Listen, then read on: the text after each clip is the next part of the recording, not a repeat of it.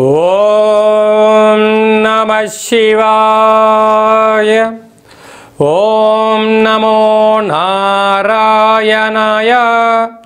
కర్మ నివారణ నరదృష్టి నివారణ కాల భైరవాయై నమో నమః. ఓం వజ్రణకాయ విద్మహే తీక్షణ దగ్గుష్ఠాయ ధీమహి తన్నో లక్ష్మీ నవనారసింహస్వామి ప్రచోదయాతు. హరి ఓం. మా ఛానల్కి స్వాగతం. చూస్తున్న వీక్షకులకు, ప్రేక్షకులకు, ప్రియ కాల భైరవ భగవద్బంధులకి స్వాగతం పలుకుతూ, జ్యోతిష అభిమానులకు, సనాతన ధర్మ సంరక్షకులు అందరికీ కూడా నరసింహస్వామి వారి యొక్క జయంతి శుభాకాంక్షలు. అందరిపైనను కరుణ, కటాక్ష, దయ కలిగించాలని కోరుకుంటూ ఆశీర్వచనం. 1/5/2025 నుండి 15/5/2025 వరకు పుట్టినటువంటి వారందరికీ కూడా జన్మదిన శుభాకాంక్షలు. అలాగనే ద్వాదశ రాశుల్లో గ్రహ గమనాన్ని ఒకసారి వీక్షింపచేద్దాం. మేషరాశిలో రవి భగవానుడు ఏడాది తర్వాత సంచార స్థితి. వృషభ రాశిలో దేవగురు బృహస్పతి చివరార్ధ సంచార స్థితి. కర్కాటక రాశిలో కుజ భగవానుడు నీచభంగ రాజయోగ సంచార స్థితి. కన్యరాశిలో కేతు సంచార స్థితి. మీనరాశిలో చతుర్గ్రహ సంచార స్థితి. బుధ భగవానుడు, శుక్ర భగవానుడు, శని భగవానుడు, రాహు భగవానుడితో ద్వాదశ రాశుల్లో గ్రహ గమనాలు ఈ విధంగా ఉన్నాయి. వృషభ రాశి వారికి దేవగురు బృహస్పతి వెళ్ళిపోతూ ఉండబడినటువంటి సందర్భంలో గురు యోగ్యతా శక్తి ఎలా సంపాదించాలో ఈ వీడియోలో సవివరంగా సంపూర్ణంగా తెలుసుకుందాం. వృషభ రాశిలో ఏ నక్షత్రాలు వస్తారగా కృత్తికా నక్షత్రంలోని 2, 3, 4 పాదాలు, రోహిణి నక్షత్రంలోని 4 పాదాలు, మృగశిర నక్షత్రంలోని 2 పాదాలు కలిపితే వృషభ రాశి. రాశాధిపతి శుక్ర భగవానుడు. వీరికి రాశిలోనే దేవగురు బృహస్పతి చివరార్ధ 15 రోజుల సంచార స్థితిలో ఉండడం వలన శ్రీ లక్ష్మీ నరసింహస్వామి వారి యొక్క దర్శనం, పసుపు రంగు కలిగినటువంటి మాలను సమర్పించడం, లేకుంటే తెల్లటి మల్లెపూలను మాలను స్వామివారికి సమర్పించడం, తెల్లటి పాలను నైవేద్యంగా ఏర్పాటు చేయడం, అలాగనే ఆ చంద్రభగవానుడికి ఏర్పాటు చేసేటువంటి ప్రసాదంలో శనగపప్పును వేసి బ్రాహ్మణుడికి దానం ఇవ్వడం వలన గురుబలం చేకూర్చుకొని విద్య, ఉద్యోగ, విదేశీయాన, ధనకనక వస్తు వాహనాలలో వృషభ రాశి వారికి తిరిగి ఉండదని చెప్పి గమనించాలి. Sensex, software, hardware, animations, creativity రంగాలలో స్వయం కృషం, స్వయం పట్టుదల, రియల్ ఎస్టేట్ వ్యాపారులందరికీ కూడా అద్భుతమైన యోగం కలిగి స్థిరచరాస్తులు సొంతం చేసుకోవడానికి అవకాశాలు ఉన్నాయి. అలాగనే విశేషంగా తృతీయలో కుజుడు ఉండడం వల్ల తల్లిదండ్రుల యొక్క సేవ, గురువుల యొక్క పాద సేవ, స్వామివారి యొక్క దర్శనం యోగదాయకం. అలాగనే విశేషమైనటువంటి కేతు 15 రోజుల్లో ఉన్న తర్వాత మార్పు చెందబోతున్నాడు కనుక ఏదైనా పని చేసేటప్పుడు 1కి 100 సార్లు ఆలోచించడం చాలా అవసరం అని చెప్పి గుర్తుపెట్టుకోగలగాలి. ఏకాదశి స్థానంలో చతుర్గ్రహ కూటమి. ఇది అద్భుతమైన యోగం. రోజు స్వామివారిని స్మరించడం, చంద్రదర్శనం చేసుకోవడం, కళౌ వెంకటనాయక హరిటక వెంకటేశ్వరిని స్మరించడం, ధ్యానించడం వలన అద్భుతమైన ధనపరమైన చిక్కులు తొలగి ఐశ్వర్యం, ఆనందానికి వృషభ రాశి వారే సొంతం కాబోతారు. వ్యయంలో రవి భగవానుడు ఉండడం వలన చిన్న చిన్న విషయాలకు ఆందోళన తగదు. ప్రతిరోజు తప్పక సూర్య నమస్కారం చేసుకోండి. శక్తి కలిగింది కాలభైరవ స్వామి వారి యొక్క స్మరణ. కుక్కకు అనగా సునకపు మహారాజు గారికి ఆహారాన్ని ఓ ముద్దగా పెట్టండి. నరదృష్టి, వాస్తు దృష్టి తొలగిపోయి వృషభ రాశి వారికి విపరీతమైన రాజయోగం సొంతం కాబోతుందని చెప్పి కూడా గమనించాలి. 1వ తారీఖు 5వ నెల 15వ తారీఖు లోపల ఎలాంటి మనము విజయాలు సాధించాలో ఈ వీడియోలో సవివరంగా సంపూర్ణంగా చెందుకున్నాం. శాస్త్రంలో మనకు ఏమని చెప్పారయ్యా అంటే ఆమాకావై అన్నారు.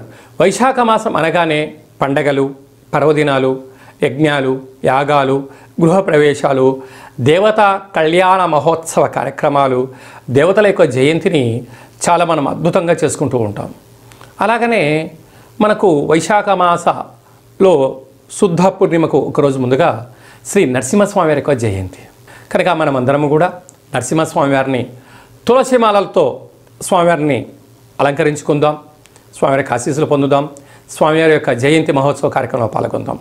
అలాగనే మనకు లక్ష్మీదేవి యొక్క కృప కటాక్షం ఉంటేనే భూమండలం మీద మనిషి యొక్క జీవన గమనం ఉంటుంది. అంటే భక్తి అనేటువంటిది ఎప్పుడైతే మనము తత్వంలో ఉంటామో, ఆధ్యాత్మిక కార్యక్రమంలో ఉంటామో, భక్తి సేవలో ఉండబడిన వారందరికీ కూడా భగవంతుడు గొడుగు పడుతూ ఉంటాడు.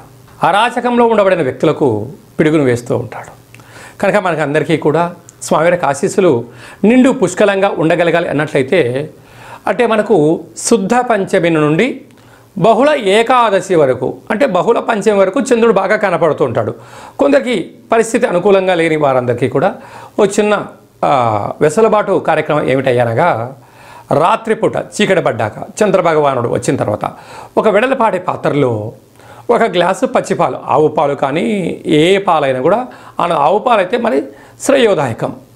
ఒక గ్లాసు పచ్చిపాలు, తెల్ల నువ్వులు, అటుకులు, నెయ్యి, చక్కెర, వీలైతే ముత్యము వేసి చంద్రభగవాను ఆ పాలల్లో దర్శించి ఒక 8 సార్లు కానీ ఒక 27 సార్లు కానీ ఓం శ్రీ మహాలక్ష్మీదేవ్యై నమః, ఓం శ్రీ నరసింహస్వామినే నమో నమః అనే మంత్రాన్ని స్మరించి మన మనసులో ఏదైతే కోరిక ఉందో కోరుకొని ఆ పాలను తీర్థంగా స్వీకరించగలిగితే, ఎందుకనగా దేవతలు రాక్షసులు క్షీరసాగర మదనం చేసిన తర్వాత అందులో లక్ష్మీదేవి, చంద్రభగవానుడు, ఐరావతము, కల్పతరువు, అమృతం వచ్చిందని మనకు వేదాలు చెప్తూ ఉన్నాయి.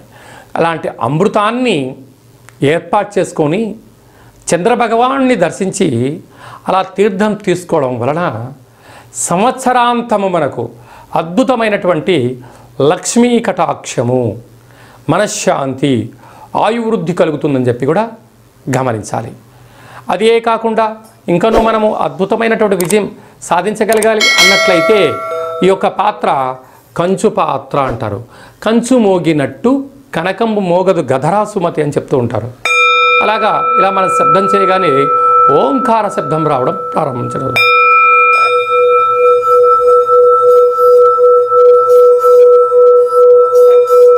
ఇలా ఓంకార శబ్దాన్ని సృష్టించడం వలన మనిషి శరీరంలో ఉండబడినటువంటి 7 చక్రాలు వికసించి ఇంట్లో ఉండబడినటువంటి దరిద్ర దేవత బయటికి వెళ్ళిపోయి లక్ష్మీదేవి యొక్క కటాక్షం కలిగి ఇల్లంతా సిరులతో కలకలలాడుతూ ఉంటుంది.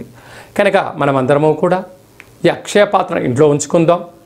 కావాలనుకున్న వారు కిందని మనం సంప్రదించినట్లయితే అక్షయ పాత్రతో పాటు ఒక కాలభైరవ హోమము, ఒక 27 రకాల వస్తువులతో, 16 రకాల కూరగాయలతో శాకాంబరి దిష్టి దిగించి మీకు పంపించడం జరుగుతుంది. కనుక స్వామివారి ఆశీస్సులు పొందుతాం. అద్భుతమైన అష్ట కష్టాలకు స్వస్తి పలుకుతాం. అలాగే మీ వ్యక్తిగత జాతకం తెలుసుకోవాలనుకుంటున్నారా?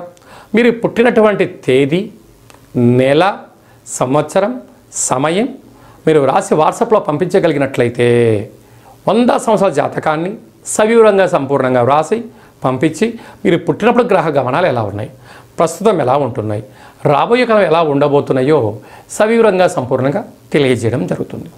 అలాగనే చాలామందికి పుట్టినటువంటి కాల సమయంలో డేటా బర్త్లు లేనటువంటి కారణం వలన పేరు యొక్క మొదటి అక్షరాన్ని అనుసరిస్తూ రాశిని తెలియజేస్తూ రాశి యొక్క పరిస్థితిని తెలియజేస్తూ రమణ శాస్త్రం ద్వారా కాళభైరవ ఉపాసన చేత భూత భవిష్యత్ వర్తమానాన్ని తెలియజేయడం జరుగుతుంది.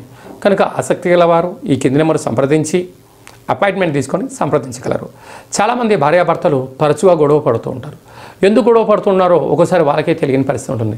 జాతకంలో స్వల్పమైనటువంటి ఇబ్బందులు, గ్రహ దోషాలు, అలాంటప్పుడు వారిద్దరూ పాలు నీళ్ళలాగా కలిసేటువంటి సలహాలు సూచనలు ఇవ్వడం జరుగుతుంటుంది.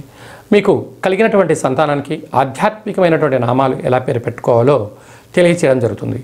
అందరిపైనను శ్రీ కాళభైరవ స్వామి ఆశీస్సులు ఉండాలని కోరుకుంటాం.